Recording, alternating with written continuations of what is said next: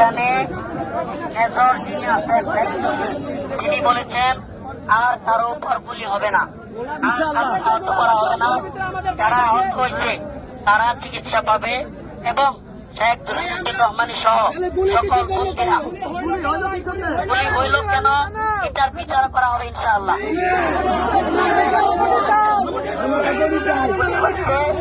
এটা সেনাবাহিনী আসছে, গুলি করছে সেনাবাহিনী।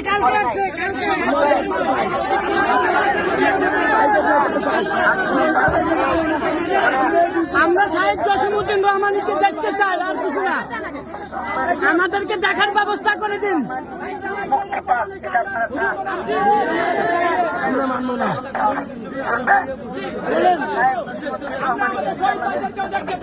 আমাদের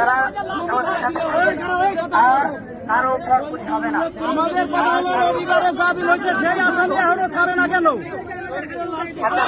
রবিবারে জামিন হয়েছে, সেই আসামি এখনো ছাড়ে না কেন?